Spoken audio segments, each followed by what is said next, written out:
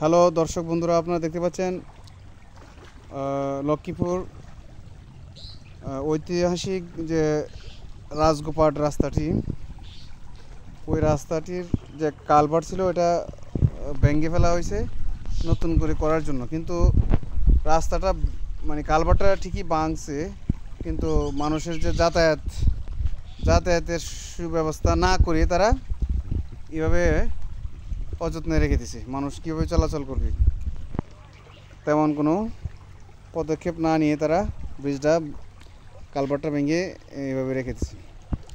এখন কবে করে কখন করবে সেটার তো কোনো নিশ্চয়তা নেই।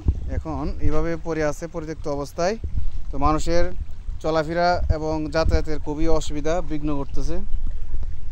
মানুষ গাড়ি নিয়ে কীভাবে যাবে এটাও অনিশ্চিত। দেখুন একটা মোটরসাইকেল আসতেছে, কীভাবে যায় সেটাই আমি দেখবো, এখন আপনাদেরকে দেখাচ্ছি। হ্যাঁ, আজকে কি প্রথম আসছেন এদিকে? এদিকে আসেন নাই? ও, সমস্যাই, যাও কষ্ট হবে, যেতে পারবেন না। সাইকেল হইলে হয়তো কলে বলে নেওয়া যেত, মোটরসাইকেল ঘুরে যেতে ওই দিকে ঘুরে আসতে হবে, ওই দিক দিয়ে নাতির বাজার দিয়া, আর না হয় এই পুরা দিয়া ব্রিজ দিয়া। এদিকে আসার কোনো সিস্টেম নাই।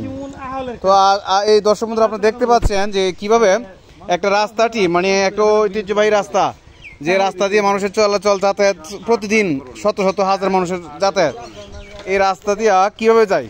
সাইকেল নিতে কষ্ট, এই মোটরসাইকেলটা কীভাবে নিবি? আর অটো রিক্সা বা অন্যান্য গাড়ি কীভাবে চলাচল করবি? তো মানুষের রাস্তাটা এইভাবে মানে একটা যাওয়ার মতো একটা ব্যবস্থা না করে তারা কালভার্টটা ভেঙে ফেলছে, এটা আসলে খুবই দুঃখজনক। তো এই যে মানুষের চলাচল খুবই কষ্ট। এভাবে রাখা দেওয়ার থেকে মানুষের মানে একটা বিঘ্নতা ঘটছে আর কি, চলাচলে খুবই একটা ভোগান্তিতে পড়ছে চলাচলের জন্য। তো একটা গুরুত্বপূর্ণ রাস্তা এটা, রাজগোপাট রাস্তাটা এইভাবে রেখে দেওয়াতে খুবই আসলে কষ্ট হচ্ছে, জনদুর্ভোগ দেখা দিচ্ছে। তো আশা করি অতি শীঘ্রই রাস্তাটির কাজ বা এই কালভার্টের কাজটা করবে, এবং কমপক্ষে কালভার্টটা কমপ্লিট না হওয়া পর্যন্ত আপাতত যাতে একটা রাস্তা ওই সাইড দিয়ে দেওয়ার ব্যবস্থা হয়, যাতে মানুষ চলাচল করতে পারে সুন্দরভাবে।